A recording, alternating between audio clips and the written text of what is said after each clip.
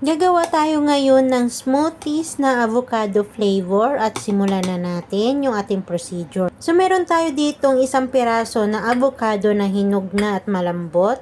Hihiwain lang po natin yan at yung buto niya ay tatanggalin na natin at hindi na natin isasama. I-slice mo siya muna para mabilis mo lang matanggal sa kanyang balat dahil ito yung pinakamabisa at effective na way para tanggalin ng mabilis yung avocado sa balat niya. Pagkatapos niyan ay meron tayong blender at ilalagay na natin dito yung nahiwa na natin. At meron pa ako ditong fresh milk at lalagyan po natin ito. Ikaw na bahala kung anong fresh milk or gatas yung gusto mo. Wala naman po itong ratio, ikaw na lang bahala kung pagtatansyahin mo kung gaano kadami, gaano kalapot, yung gagawin mong avocado shake o smoothies.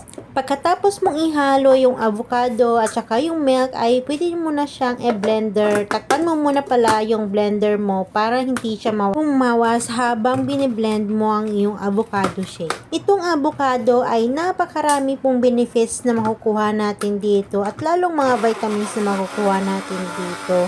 Kaya kung may mga prutas kayo na ganito, instead na masira siya, gawan nyo ng paraan. Pwede nyo gawing smoothies or i-shake nyo yan. Pagkatapos nyo siyang i-blend, is ganito na yung texture na nagiging malambot na siya, naging smoothies, creamies na siya. So, pwede nyo na yan inumin. Napakalaking tulong niya nito sa iyong kalusugan. So, kung meron kayong avocado, wag nyo siyang itapon. Gawan nyo siya ng paraan. Kung nauumay kayo sa pagkain lang ng avocado, ay mas maganda itong gawin ninyong shake or yung smoothies kasi ang sarap niya.